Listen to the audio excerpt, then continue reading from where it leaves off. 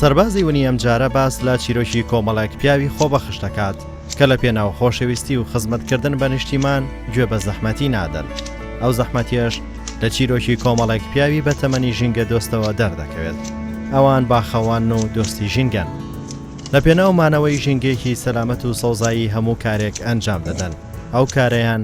بووە بە وزێکی سەرەکی بۆ هەناسەی ژیانی مرۆڤایەتی و ژینگەیەکی تەندروست.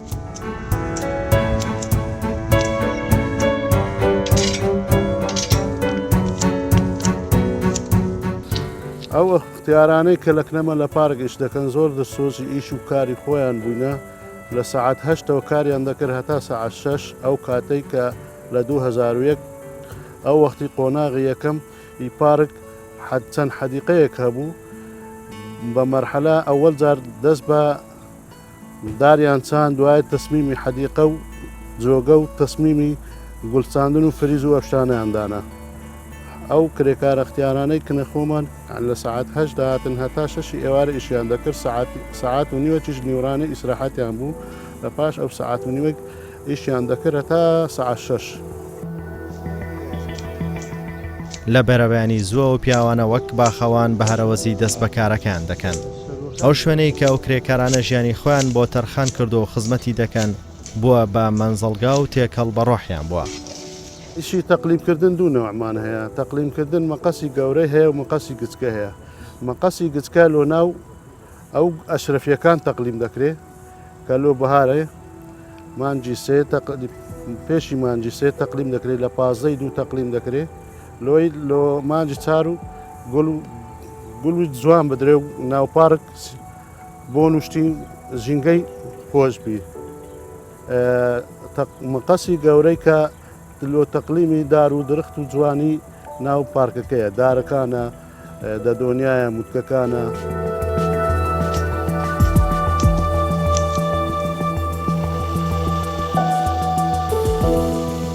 ئەو ڕوبەرە خۆڵاویە لەسەر دەست و بازووی ئەو پیاوانە بوو بەو پارکەی کە لە ڕۆژهەڵاتی ناوەڕاست بە یەکێک لە گەورەترین پارکەکان دادەڕێت. ئەو پارکە ڕوبەرەکەی زیاتر لە 800 دۆنمە و لە بناغەوەکە لە 8 دەرگا پێک هاتووە. ئەو مرۆڤانە کۆمەڵی کرێکار و باخەوانن کە لە پارکی شەهید سامی عەبدوڕەحمان لە سەرەتای دروستبوونیەوە کار دەکەن. ئەو کرێکارانەی بە تەمەنن لە کنەمە ئیشێ دەکەن ئەوان بە دڵسۆزی و بە ماندیبوونەکی زۆر ئیش و کاری خۆیان دەکەن بە دڵسۆزی.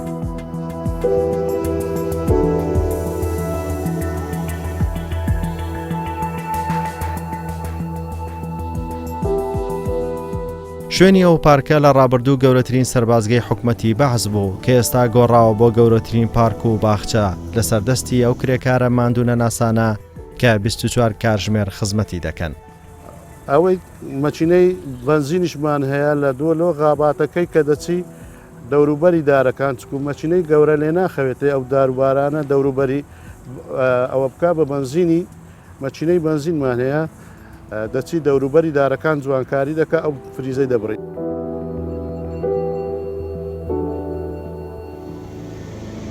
تیمەکانی خاوێنکردنەوە و پێشوازی لە کارکردنی بەردەوامدان بۆ ڕەخساندنی کەش و هەوایەکی خۆش و تەندروست بە سیمایەکی جوان. ئەو پارکە لە هەزاران دار و درەخت و دەیان هەزار گوڵ و شەتڵ و نەمان پێک هاتووە کە هەموو ئەو درەختانە لە سەرەتای نەمامیان کە تازە چێندراون وەک منداڵێک خۆراکیان پێدەدەن و چاودێری لەخ و پۆپ و گەڵاکانیان دەکرێت و لە کاتی نەخۆشی چارەسەریان دەکەن.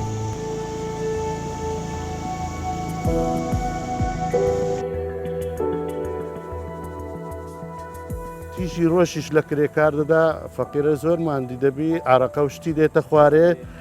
دەسووتێ ڕۆژ لێ دەدا لەوانە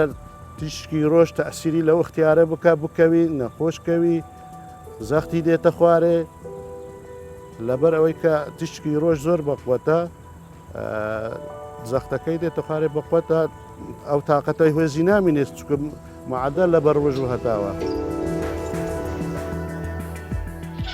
ئەو ڕوبەرە زۆرە پێویستی بەهێز و وزەی زۆر هەیە توانایەکی لە ڕادەبەدەری دەوێت تا بتوانێت ئەو درەختانە بە سەوز و گەشاوەی بمێنێتەوە.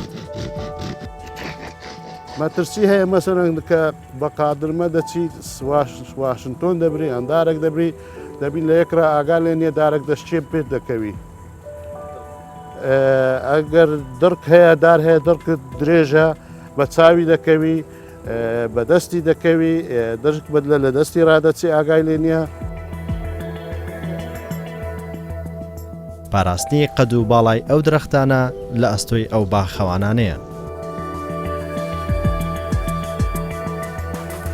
وعب صار لێرەمە ئەو ئیش و ئەو خاکەناس پێمەڕێ و دستانە پێمەڕێ دەکەین بواران دوای خل ئەوەی دەکەین پێمەڕێمان کرد ناو جووکان دەمارنەوە خاوێنەکەینەوە دەبی ماندیبی بە قورعان لە سعات 5 لێرەمە بە پێیان دێم لە فلکەی کوورانڕە سمێنا زوو دێمە 14 ساڵە لێرەمە ئیشمان پێمەڕێیە حەدیقە خاوێنکردنە ماندی بوونە گەرمامان دەبی سەرما دەبی هەموو شکمان دەبی 13 سارە تقریبا لێرەمە کە تاعی کرام لە پارچی طبعا کە هاتم 3 سار عملە بووم ئەمن لە تەنزیفات لە تەنزیفات تەماشان کردم زمان دەزانم عربی تورکی ئینگلیزیش دەخینمەوە وتیان تو بەکەرچی پرزگەی دی هینا ئەمنیان هینا پرزگەی لە پرزگەی دەرکەی موسریاندانە ئەوە 11 سارە لێرە ئیش دەکەم لەو دەوروبەرەی ئەو باخسەی دەبینی کە داروبارەکە کوبڕایە هەمووی بخۆم دەکەم سارێ 2000 ئەو گورە ئەشرەفێ دەبرینەوە لە بەهاران و لە پاییزان لە مانجینۆ لە مانجی چار دوای ئەو داروبارەی ڕێک دێخم کە شۆر دەفتەوە پەرتوبرا و دەبی بەم قەز دەی بڕم بە مشار دەی بڕم زۆر جار هەیە لەسەر قادرمە بەردەمەوە مەسەنە زێت دەخۆم پاک و خاوێنی ئەو باخچەی ئەمە ڕادەگرین زەحمەت دەبینین وەڵڵاوە دەبینی هەموو قەلمان ئارەقەیە لە سبەینەوە ئیش دەکەن بەم قەسی مورچی دەبڕین گوری دەبڕین جای هەردەقەرێنین هەموو شتێکی مەسەن ڕێک و پێک دێخین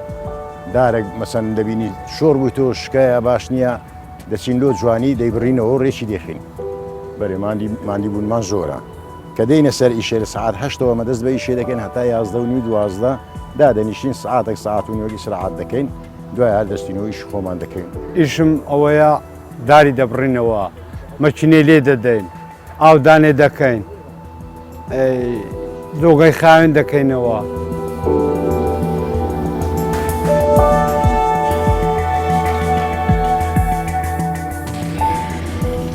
ئەمن لە 2001ەوە لەو پارکەی ئیشی دەکەین لە ئەوە جاری کە هاتمە پارک لە ئەندازە و چاکردنەوەی بوون لە هەندەسەی بەشی هەندەسە پاشەوەی 2004 هاتمە قسمی باخچەکان ئەمن لە تۆبزاوی ناحەی ڕزگاری ڕادێمە پارک لە سعات 8 لێرەمە هەتا سعات 2 لە پاش 2 سعات ئیسراحەت دەکەم لە 4 دێم هەتا 11 شەوێ شێوازی هاتوچووەکەم بە نەفەرات دێم و دەڕۆم لە سعات 7 لە ماڵێ بەڕێ دەکەوم بە تەکسی نەفەرات بە 2000 دێمە ئێرە هێوارانیش بە 3 قۆناغ دەڕۆم هەلێرە دەستمە فلکەی بازی لە فلکەی بازی سوار دەم سارێچکە هەتا مەفرەقی تۆبزاوە لە مەفرەقی تۆبزاوەش لەکن مزگەفتێ دێمە خوارێ 6-7 دقە دەڕۆم هەتا ماڵێ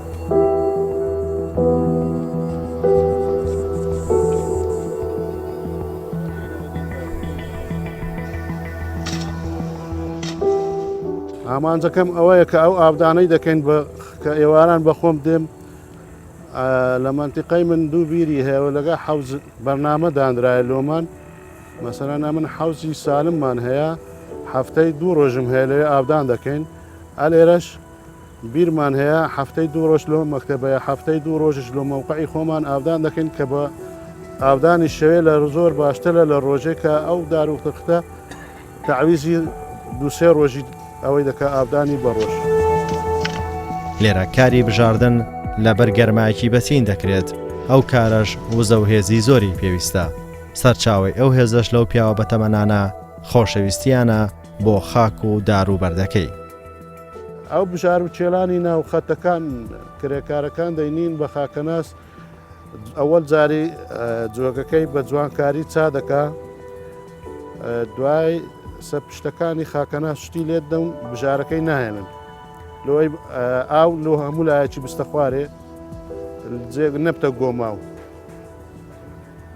پاشەوی کە چوین متکمان بڕی و دە دۆنیامان بڕی بە مەقەسی گەورە کە ئەو جێمان هەیە کە لۆ جوانکاری زۆر برن دەبی وەچی سیازەچی لێ بکەین.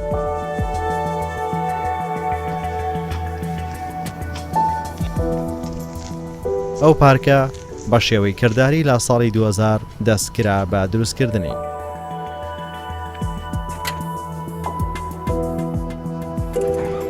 ئەوانە خۆبەخش و ژینگە دۆستن و هاوڕێی درەخت و سەوزاین.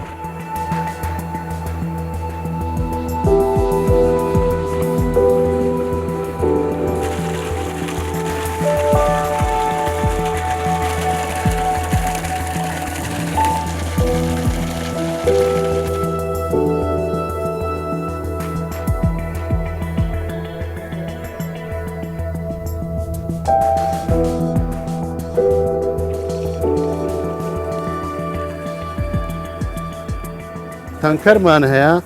تەنکەر هەیە دەسوڕێنە ناو پارک ئەو جێی ئاوی ناگاتێ مەسەلەن لای مامستەفا ئەلەو لای گردێکمان هەیە لەوێ دەچن لەوێ بە سۆندە ئاو دەدەن تەنکەرەکان دەبن تەنیشت ڕەسیفی بە سۆندە کرێکارەکان ئێوانەی بەتەمەنن بە سۆندە ئاو دەدەن ئەو سایقانەی کە لێرە دانیشتێت اختیارەکانمان دێن لەکن مڕەشەکان لەکن بیرەکان شەمعە هەیە شەمعی لۆ دانرای و تەوزێ کراینەوە ساغ بیرانە لەکن شەمعی ڕۆژێ سێ سەفەری دەبن لۆ ئەو قاتعانەی ئاوی ناگاتێت.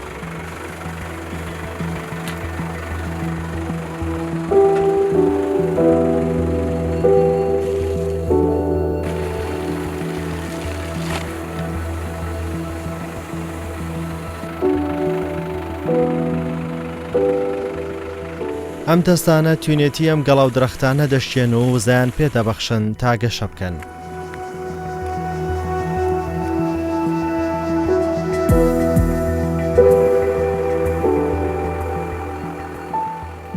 ئاودان زۆری هەیە مەسەرەن لە بیرمان هەیە ئاوی دەداتە قاتعەکان بە مڕەشە ئەو جێی مڕەشە تەبعاً کرێکارمان هەیە اختیارەکان دەچن بە سایقبی دەرێن کاکە ئاومان بدێت و ئەو قاتعی سایقبیر قفلەکەی دەکاتەوە ئەو دەچی فەرارەکانی خۆی دەکاتەوە ئاوی لۆ دەچی ئەو جێ فەرارەی نەگاتێ سۆندەی لۆ دانرایە بە سۆندە جۆگە و شتەکانی خۆی ئاو دەدا.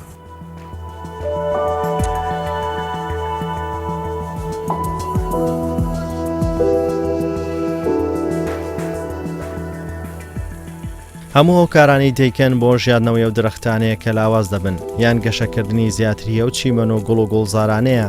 کە لە هەر چوار وەرز دەبێت چاودێری بکرێن و لە وشکبوون و زیانی زەربوون و زیندەوەری زیان بەخش بپارێزرێن.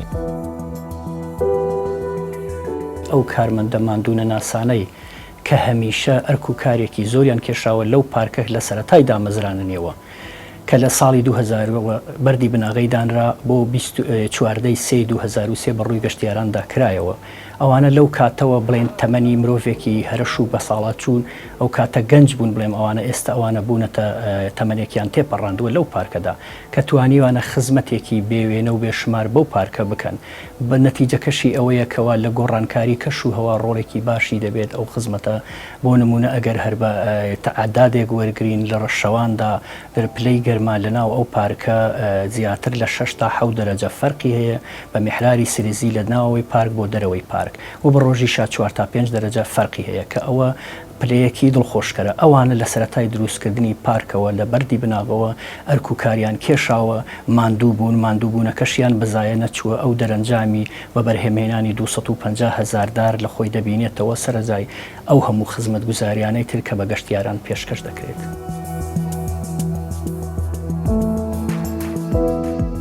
خانکردنەی نافورەشمان هەیە نافورە مەسەلەن پێشی پێ بکەن ئەو کەسەی لەسەر نافورەیە دووسێ نەفەرن خاوێن دەکەن ئەو بپسی و شتی تێدای مەسەلەن خەڵک دێ هێواران لە دیار نافورەدا دەنیشی و شتی فرێ دەتاتە ناوی ئەو کرێکارانە دێتن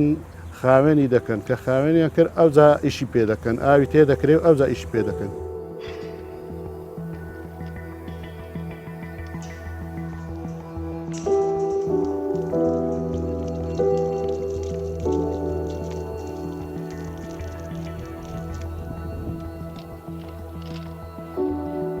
هی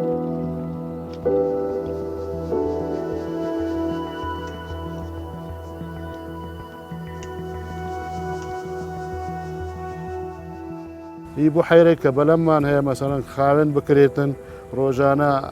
لۆی بۆ نوشتی نەکەوتێ و جوان بیتن نەفەرمان دانایە بە بەلەمی دەگەڕێ کە شتی خاوێنکردنەوەی دەربینی پیسی دەربینی.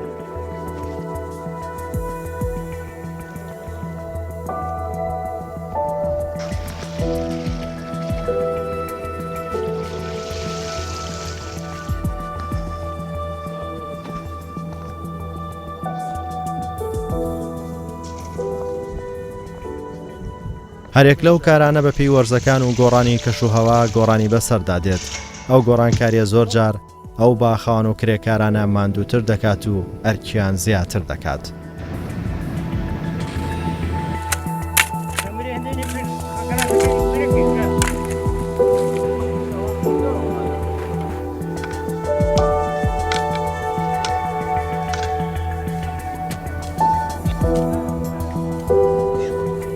ئەو مرۆڤە ژینگە دۆستانە لە کارەکەیان هیچ پشوێک وەرناگرن، بەیانیانیش زوو دەست بە کارەکەیان دەکەن. ئەو کارەش لە ماوەی هەفتەیەکدا 6 ڕۆژ ئەنجامی دەدەن.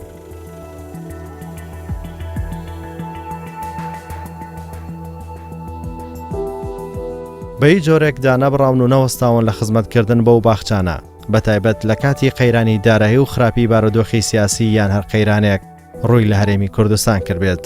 ئەوانە لەو خزمەتە دانەبڕاون و بەردەوام ئەنجامیان داوە. ئەو کرێکارانەی ئەوانە کە لە پارکن یعنی هەرچەندی باسی دڵسۆزی و ئەوەی خۆیان بکەین هێشتان کەمە.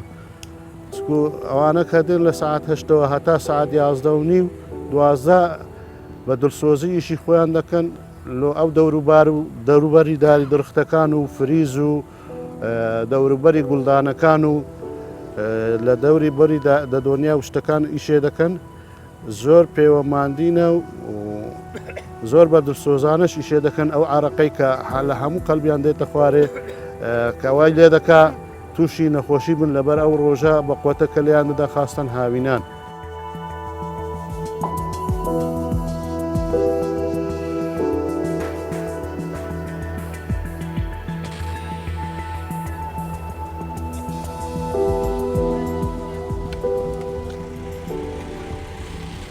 لێرە مار و پشکشمان هەیە کە مەسەڵەن لە مەوسمی برین هاوینان کە ئەو قاڕوش و لە ناو قابات و شت برن دەبی تەبان لێرە ترسی ئەوەی مشک و مار و توپشک هەیە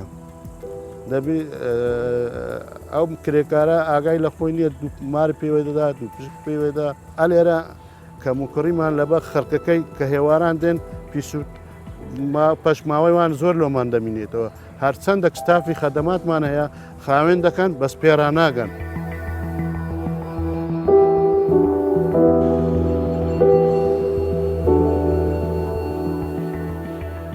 ئەوانە وەک خێزانی خۆیان ئەم دار و درەختانە لە باوەش دەگرن و خزمەت بە گوڵ و گۆڵزارەکان دەکەن.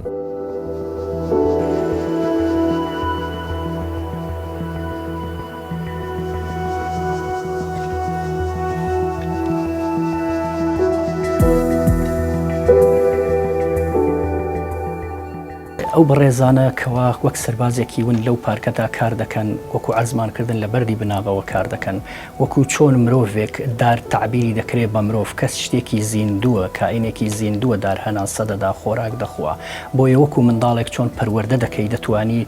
دەبێت سەرجەم کایەکانی ڕۆژانە ئاگاد لێیان بێت ئەوانە ئاگایان لەو دارانە هەبووە هەر لە کۆرپەیەوە هەتا گەیشتونەتە هەرەشی ئەو دارانە لەوانەیە ارتیفاعیانکی لە نێوان نیو مەترێک کەمتر بوو بێ ئێستا لە خۆی لە 12-15 مەتر دەبینێتەوە کە ئەوەش دار شتێکی زیندووە ڕۆژانە دەبێت خزمەتی بکەی ئاوی بدەی ئەوانە هەر لە کێڵان بە بەهاراندا هەر لە بژارکردنی بە بەهاراندا شەو نخۆنی شەوانی ئاودانی هاوین ئەو بەڕێزە بە شەویش ناچێتەوە ماڵی خۆی کە کەم کەس هەیە بتوانێت لە تاقەی ئەو مرۆڤانە لە ئەدای ئەو مرۆڤانە قیرائەی بۆیان نەبێ ئەوانە ماڵ و منداڵیان تەرک کردووە بەبێ هیچ مبالغە شەوان لێرە لەوانە هەندێکیشیان کە مندامن کە ئەو ئیش و ئەرکانە بەڕێوە دەبن ئەمە خۆشبەختانە ئەوانە بەسەر سەر دەکەینەوە و دەستیان دەگوشین بۆ ئەرکو ماندووبوونیان کە توانیوانە جەوێکی باش و فراهم بەدەست بخەن هەم بۆ ئێمە و هەم بۆ نەوەکانی دوا ڕۆژیشمان.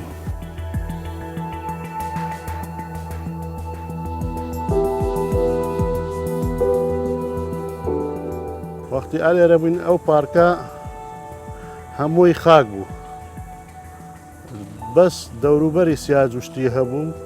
حەدیقەوەی کەم هەبوو. ئەو عملانەی کرێکارەکانی ئەو اختیارانی کە لەگەرەمەیشیان دەکرد ئەو وەختی سەعات 7:30 دەهاتن هەتا 6 ئێوارێ عملەی باخچەکان، ئەو وەختی هەتا سەعات 6 ئێوارێ بوو. عملەشمان هەبوو چلباوی بوو لە سەعات 8 دەهاتن هەتا 4 عەسر. ئەو کرێکارانی کە لێرەنە هەمووی هەر یەکەو بە ئیشێک مەشغوڵن. مەسەڵەن باس لۆ حەدیقەی جۆگە و دار چاندن و گول چاندن و فریز و ئەو ئیشانە دەکەن، ئەو کرێکارانی کە اختیارەکانمان هەیە و گەنجشمان هەیە.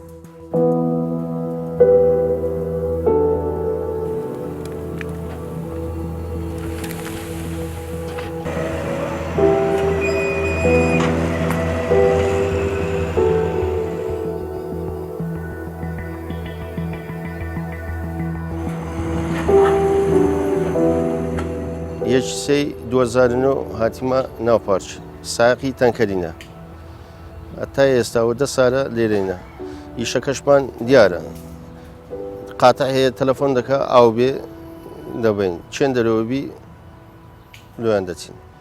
جمعە و شەموو ئەوانە جاروێ دەوام خلاص بووە دەبینی ئاگر کەتەوە تەلەفۆنیان کردیە هاتینەوە. ینی ئیشەکەمەوە نییە برێوە دەوامی من نییە نینەوە. تەلەفۆن کرایە پاش دەوامان دەبینی ئەو جێ زبروشتی لێ فرێدەن دەبینی هەیە جغارەی دایەتە ناوی یان ئەوێ ئاگر دەگری بەخوا هاتینەوە. ئەوە نێسکەوە 10 ساڵە ئەو ئیشمێ. سعات 8 سیبیانی دێم مەچینەی لێ دەدەم هەتا نێوڕانێ دەبینی زاروێ گەرما دەبی زەختم دێتە خوارێ بێتاقەت دەبم، یعنی لە سبیانی و ئیشکاری من مەچینەیە. ئەو بەرنامەی خۆمە هەموو ڕۆژێک ئەمە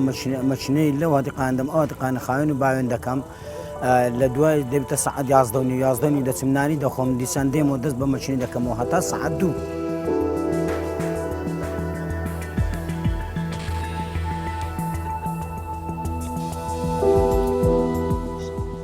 ئەمن لێرەوە داوا لە حکوومەتی هەرێمی کوردستان دەکەم ڕۆڵ و ئەرک و ماندووبوونی ئەوانە بە بەرچاو بگرێت، ئەویش بە بەرزکردنەوەی پلەکانیان یان کردنیان بە فەرمانبەری هەمیشەیی، چونکە ئەوانە تەمەنێکی زۆری خۆیان لێرە بە خەسارداوە بڵێن کە گرێبەستن ئەوانە سەرجەمیان و چاویان لە کاروبارەکانی حکوومەتی هەرێمی کوردستانە بە تایبەتی لەو کابینە گەشاوەیەدا کە بتوانن ئەرک و ماندووبوونی ئەوانە ڕۆڵیان بە بەرچاو بگیرێت، ئەوانە لە گرێبەستەوە بکرێنە هەمیشەیی. ئەمە لەوانەیە بتوانین تۆزێک لە ئەرکی ئەوانە کەم بکەینەوە، لە ماندووبوونیان بەحسێنینەوە بۆ بڕیاری ئەگەر حکوومەتی هەرێمی کوردستان بە خۆشبەختانەوە بکرێتە بواری جێبەجێکردنەوە.